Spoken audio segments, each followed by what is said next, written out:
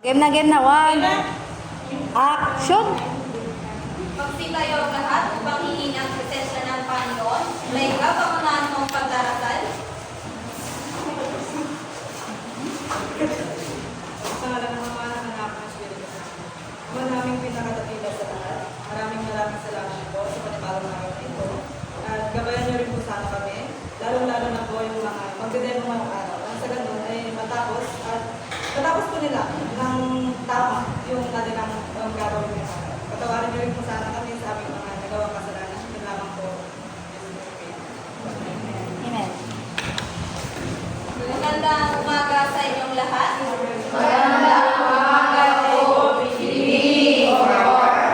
Bago kayo umupo, ayusin muna ang inyong mamukuan at hulutin ang mga kalat.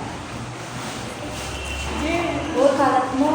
Carol, may lumiban ba sa ating klase ngayon? Wala, ma'am. Mainam po ka doon. Noong nakaraan, ano ang ating paksang pinag-aralan? Anyone? Trisha? Magaling. Bago ang lahat, nais ko sana basahin muna ang ating layunin sa araw na ito. Binibining Dayan. Pagkatapos ng talakayan, ang mga mag-aaral ay inaasahang natitinupalak ang kahulugan ng tula at pinakalayunin nito na ilalarawan ang mga elemento ng tula na nagpiranan ang kahalagahan ng tula bilang akdang pamalitikang panrigid at nakabubo na ika-script ng tula na may temang pag-ibig. Magaling. At salamat. Minasaan ko ang inyong aktibong partisipasyon para makamit natin ang layunin na ito. May ihanda ko ditong isang pampagising diwa. Gusto niyo ba yon, class? Yes, ma'am! At tatawagin natin itong Lights, Camera, Action! Kakailanganin ko lamang ng 4 na voluntaryo upang isagawa ang mga hinihanda ng eksena. Sino ang gusto mag-voluntaryo? Sige, si Marvin, Dainani, Calvin,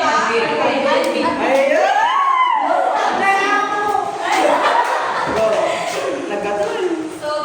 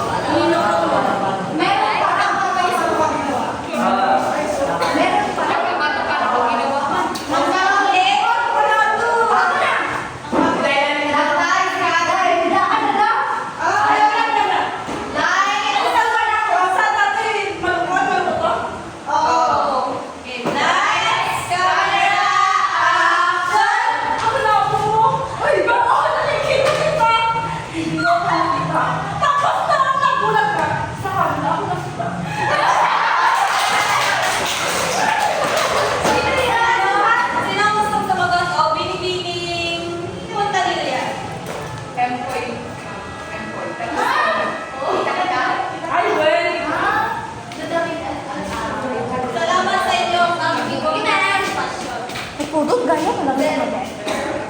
Ngayon ay marahil mayroon na kayong ideya tungkol sa paksang tatalakayin natin ngayon. Sino ang makapagbibigay ng paksa natin ngayon? Binibining na Hera, mukhang nag-iisip ka.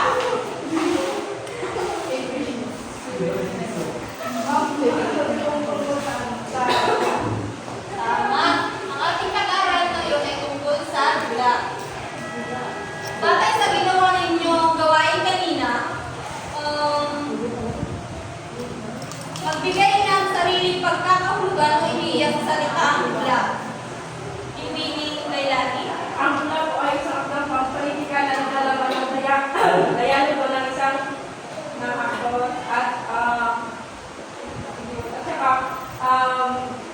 yung meron po ito mga excite out sila. Magaling. Magaling. Ngayon naman, kung batid ninyo saan hinamo ang dula. Taas lamang ang kamay kung sino ang gusto sumagot.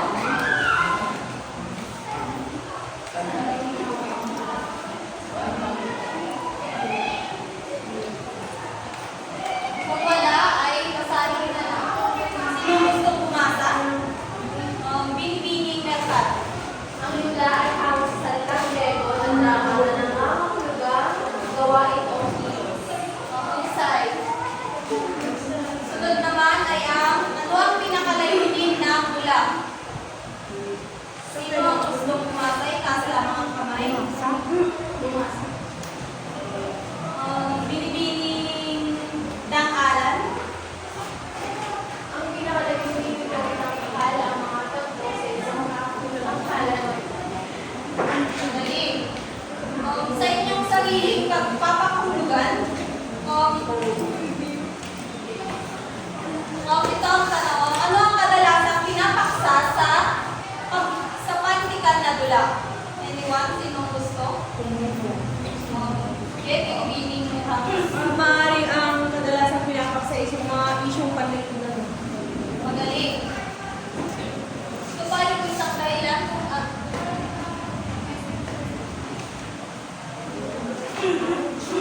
paksa ng dula? Maaari bang pakibasa? Ang Ginoong Adobe. Karamihan sa mga dulang tinatanghal ay hamon sa buhay o mga madudulang bahagi ng buhay. Magaling. Ano naman ang dula ayon kay Aristotle? Sino ang gusto bumasa? Ang Binibining Carol?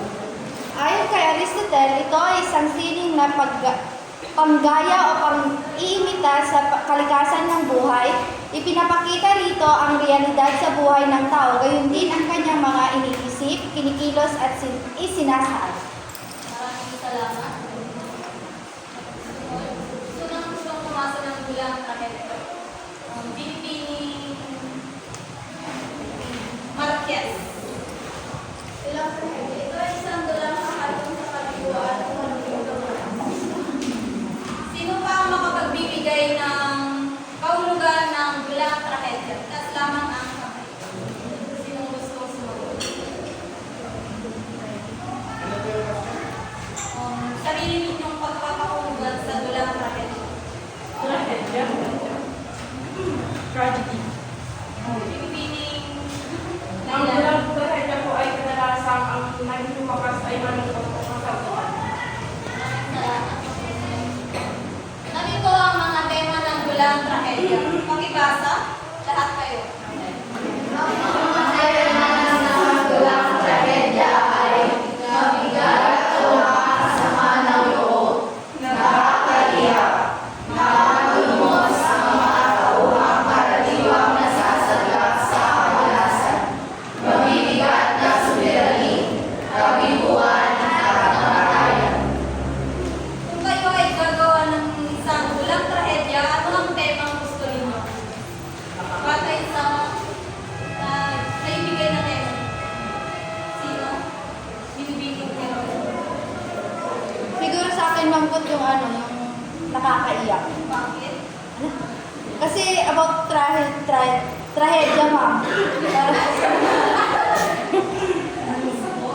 Well, di nakakaiyak naman. Maraming salamat. Ngayon naman ay magbigay nga kayo ng halimbawa ng dula. Ang alam ninyong dula.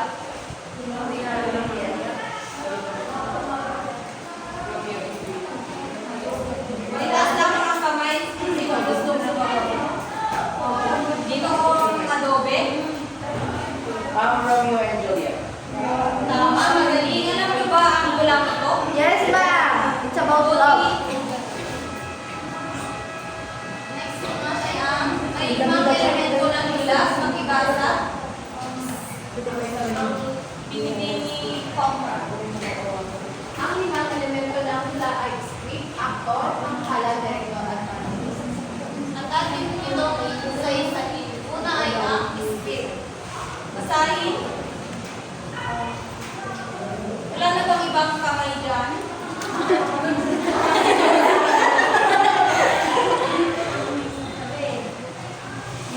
Gusto ko si Binibini. May revision ka, ma'am. Ito ang pinakaluluwa ng isang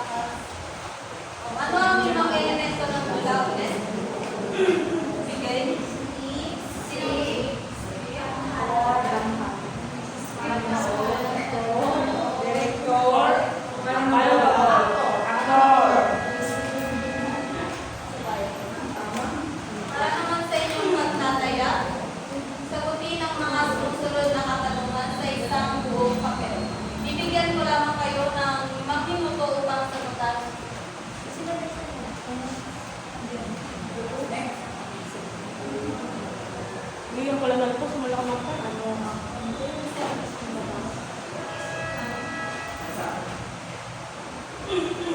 Number 1, ano ang pinakakaluluwa ng isang dula? Ano ang tawag sa pantikang ang pangunahing layunin ay tangkal sa tanghalan? Sino ang mga nagsasabuhay ng mga tawag sa isip at nagbibigkas ng dialogo sa dula? Ano ang tawag sa lugar kung saan pinapalabas ang isang dula? Ano ang pangunahing layunin ng dula bilang isang uri ng panitikan? Para sa inyong takdang aralin, bumuo ng script ng dula na may temang pandig. Ipasa ito sa